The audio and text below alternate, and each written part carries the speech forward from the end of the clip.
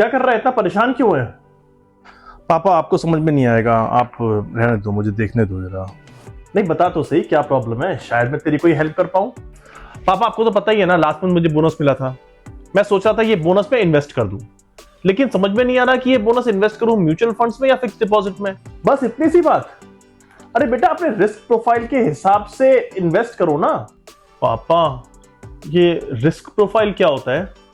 बेटा, एमबीए में कुछ पढ़ा था या बस पैसे बर्बाद ही किए थे? तो सुनो, रिस्क प्रोफाइल जो है वो 5 पार्ट्स में डिवाइडेड है। पहला है उसका रिस्क टॉलरेंस, मतलब मार्केट अप एंड डाउन हो रहा है तो उस पर तुम कितने इमोशनली अटैच हो रहे हो।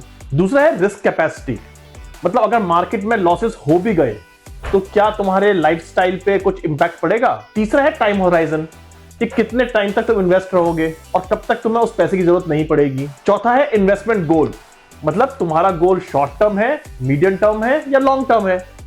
और एज और तुम्हारा लाइफ एक्सपेक्टेंसी, मतलब तुम्हारी एज कितनी है और तुम कब तक एक्सपेक्ट करते हो जियोगे।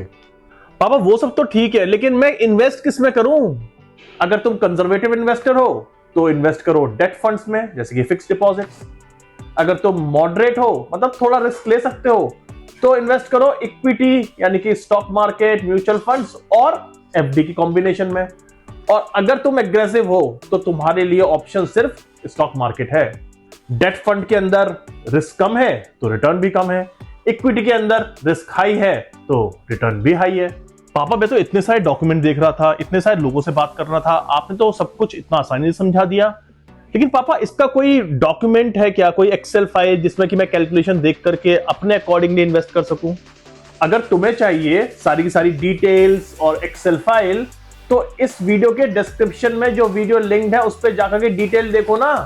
पापा आप तो ग्रेट हो, ये सब आप ज्ञान स्पार्क पे सीख रहे हो ना?